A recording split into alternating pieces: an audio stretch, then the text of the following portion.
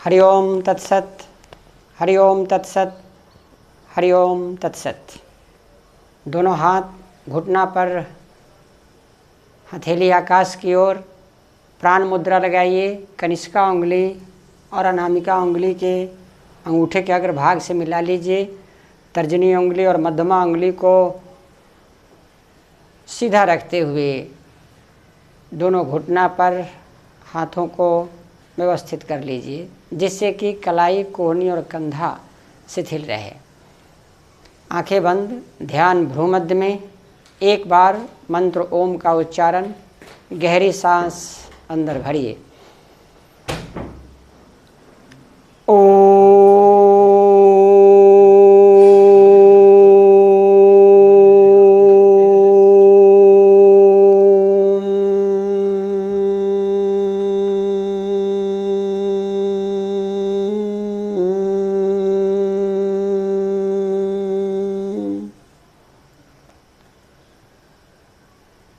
धीरे से आँखों को खोल लीजिए।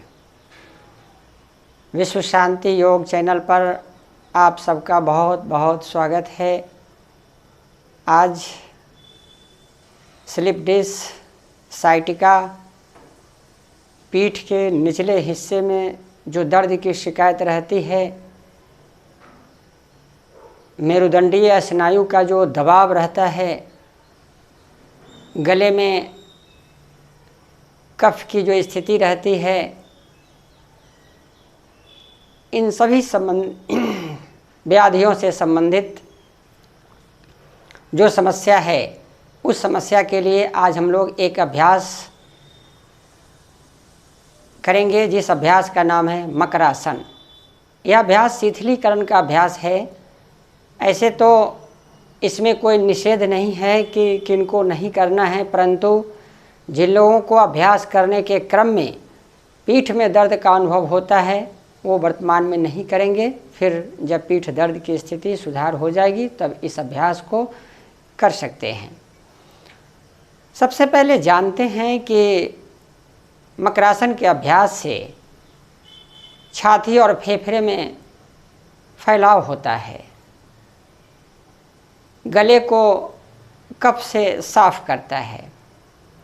सामान्य तौर पर जब हमारी स्थिति, शारीरिक स्थिति जो होती है, वह अन्न नली और श्वास नली दोनों मुड़ी हुई अवस्था में रहती है।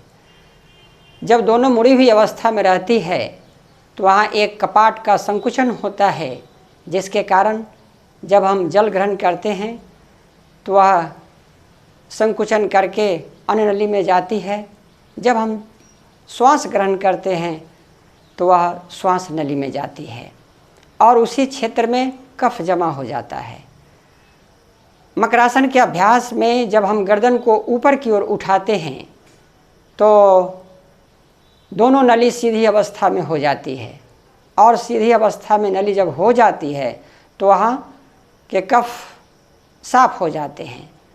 और जैसे जैसे अभ्यास का अवधि बढ़ता है, वैसे वैसे हम उस समस्याओं से मुक्त हो जाते हैं। खासकर जो दम्मा के और फेफड़े से संबंधित अन्य रोग से जो पीड़ित हैं, उनके लिए अभ्यास बहुत ही प्रभावकारी है।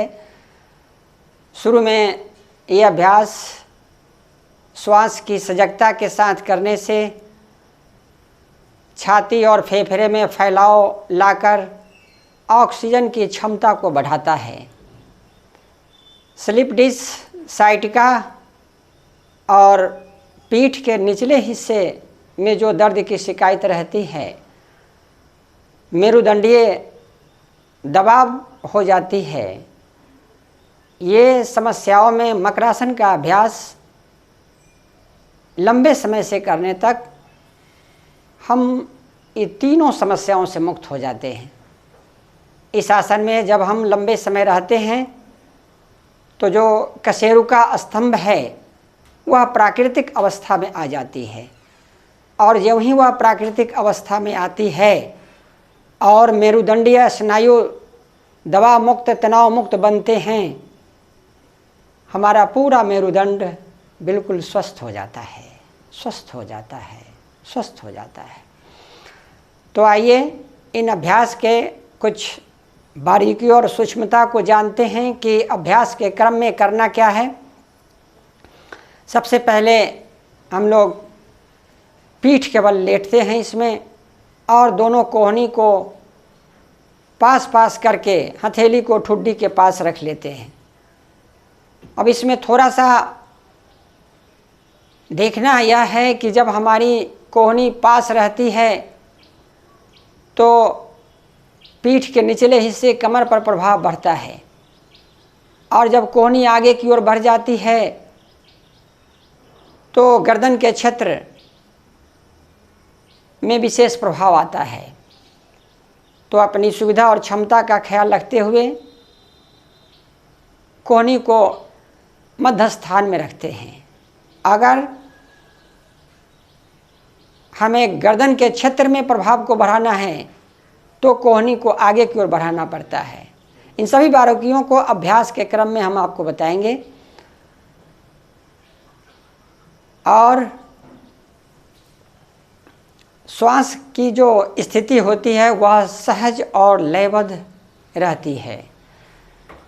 जब कमर के क्षेत्र में समस्या रहती है तो हम श्वास की सजगता उस क्षेत्रों में ले जाते हैं और अनुभव करते हैं कि श्वास के साथ वह क्षेत्र फैल रहा है और प्रश्वास के साथ वह क्षेत्र शिथिल हो रहा है।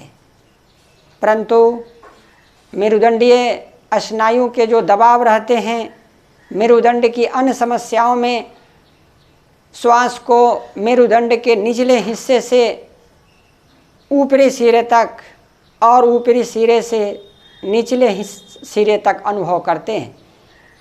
मानिए एक कांच की नली है, उस कांच की नली में श्वास एक पारा की भांति ऊपर चढ़ती है, नीचे उतरती है, ऊपर चढ़ती है, नीचे उतरती है। तो इन बारीकियों को अभ्यास में ध्यान रखना है। बहुत ही प्रभावकारी ये हमारे श्वसन तंत्र के लिए, बहुत ही प्रभावकारी हमारे मेरुदंडीय समस्या के लिए है। ज़रूरत है इन अभ्यासों को नियमित रूप से करने का, ज़रूरत है इसमें अवधि बढ़ाने का, और ज़रूरत है इसकी सूक्ष्मता को पालन करने का। तो श्वास की सजगता के साथ आज हम इस अभ्यास को सामने लाए हैं। तो सबसे पहले मकरासन की स्थिति में आने के लिए पेट के बल लेटते हैं।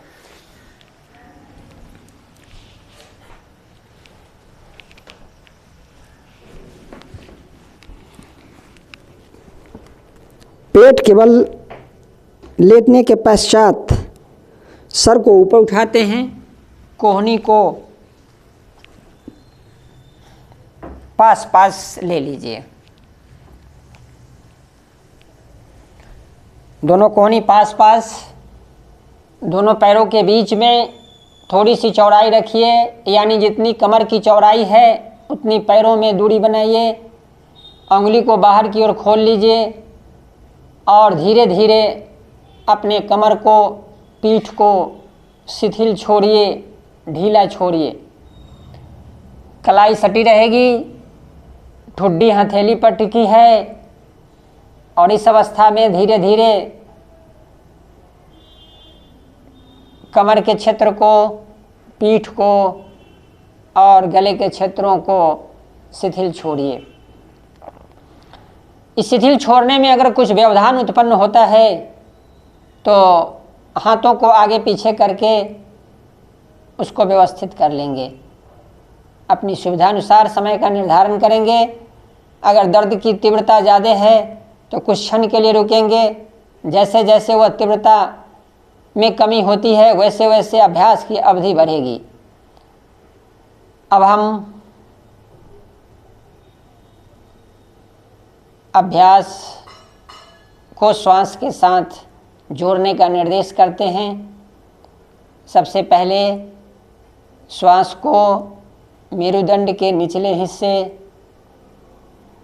और मेरुदंड के ऊपरी सिरे में अनुभव करेंगे। अपनी कल्पना शक्ति को जागृत कीजिए और मेरुदंड के निचले हिस्से से श्वास को भरते हुए ऊपरी सिरे तक लाइए और प्रश्वास को ऊपरी सिरे से निचले सिरे तक लाइए। कल्पना कीजिए कि कांच की एक बीकर है जो पारदर्शी है, खोखली है, चमकदार है। उस खोखली पारदर्शी चमकदार नली को मेरुदंड के लंबाई में व्यवस्थित कर लीजिए।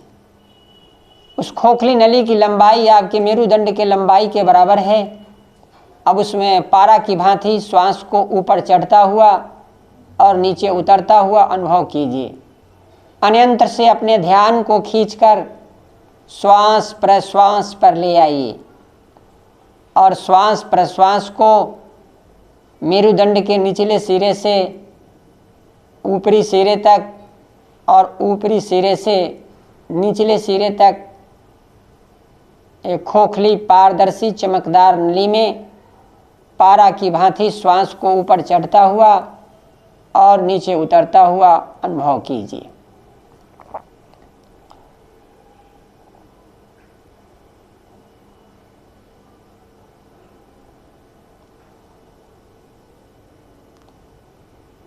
अगर समस्या पीठ के निचले हिस्सों पर है तो श्वास की स्थिति को बदलिए। श्वास लेने के क्रम में कमर के क्षेत्रों को फैलता हुआ अनुभव कीजिए और प्रश्वास को छोड़ते समय शिथिल होता हुआ अनुभव कीजिए। अभ्यास में श्वास की सजगता आवश्यक है। जब तक आप श्वास के क्रम को नहीं समझेंगे तब तक अभ्यास का पूरा लाभ अनुभव नहीं हो पाएगा। आज अभ्यास करेंगे और आज से ही आपको लाभ अनुभव होगा, इसी समय से लाभ अनुभव होगा। ज़रूरत है कि अपनी सजगता को श्वास पर केंद्रित करें। ज़रूरत है कि किस प्रकार की समस्या है, उस समस्या में श्वास की किन स्थितियों को पालन करना है। कमर के निचले हिस्से के लिए श्वास लेते हुए कमर के क्षेत्र को फैलता हुआ अनुभव कीजिए और प्रश्वास छोड़ते हुए उसको शिथिल होता हुआ अनुभव कीजिए। मेरुदंडीय समस्या की संपूर्ण मेरुदंडीय समस्या के लिए श्वास को निचले सिरे से ऊपरी सिरे तक और ऊपरी सिरे से निचले सिरे तक एक कांच की नली जो खोखली पारदर्शी चमकदार है, उसी नली में श्वास एक पारा की भांति ऊपर चढ़ रही है और प्रश्वास नीचे की ओर उतर रही है। इस अवस्था में अपने दाएं पैर को श्वास छोड़ते हुए मोड़िए। प्रयास कीजिए कि कमर नहीं उठे और एड़ी को नितंब से सटा लीजिए। अगर नहीं सट रहा है तो जहां आपकी अंतिम स्थिति है वहीं पर रुकिए। फिर श्वास लेते हुए पैर को फैला लीजिए। सांस छोड़ते हुए बाएं पैर को मोड़िए। कमर नहीं उठे इसका ख्याल कीजिए और एड़ी को नितंब से सटा लीजिए। इस अवस्था में कमर के क्षेत्र में दबाव का अनुभव होगा, पैरों में खिंचाव का अनुभव होगा और पेट के निचले हिस्सों में भी खिंचाव और तनाव का अनुभव होगा। पैरों को खोल लीजिए। अब दोनों पैरों को एक साथ सांस छोड़ते हुए मोड़िए। कमर नहीं उठे, धीरे धीरे एड़ी को नितंब की मांसपेशियों में सटा लीजिए। जो ही नितंब की मांसपेशियों में एड़ी को सटाएंगे, कमर के क्षेत्र में विशेष दबाव का अनुभव होगा। सांस भरते हुए पैरों को फैला लीजिए। कम से कम 5 चक्र इसका अभ्यास करेंगे तो पैरों की समस्या में भी सुधार होगा, घुटना में भी सुधार होगा और ख़ास करके कमर के क्षेत्रों में जो तनाव है, दर्द है, कशेरुका स्तंभ जो अपनी प्राकृतिक अवस्था से अलग हो रही है वो सभी प्राकृतिक अवस्था में आ जाएंगे। तो ये मकरासन का एक सरल अभ्यास आपके बीच रखा गया है। अब जब इससे वापस जाना होगा तो धीरे से हाथों को फैला करके और धीरे धीरे ठुड्डी को हथेली पर डालिए। कुछ क्षण के बाद कपाल को हथेली पर रखिए।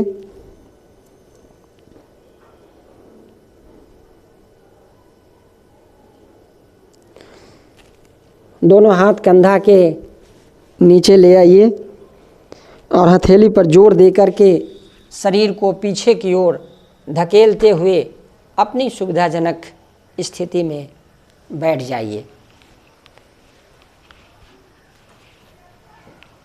अपनी सुविधाजनक स्थिति में बैठने के पश्चात कुछ क्षण के लिए बैठना चाहिए कि जो अभ्यास से तनाव खिंचाव उत्पन्न हुए हैं वो सभी व्यवस्थित हो जाएंगे। ये मकरासन का भाग 1 है। कमर और गर्दन के भाग, मेरुदंड के स्नायुओं का जो दबाव है, इसमें ये एक छोटा सा अभ्यास भाग 1 के रूप में आपके पास आया है। फिर आने वाले दिनों में भाग 2 के रूप में इससे आगे की बात मकरासन में ही और सी क्रिया है जो भाग 2 में आपको बताया जाएगा कि किस प्रकार से मेरुदंड के स्नायु दबाव को मुक्त किया जा सकता है। तो भाग 1 की क्रिया यहाँ पर विराम लेती है। दोनों हाथ मुद्रा की स्थिति में, आंखें बंद, गहरी सांस अंदर।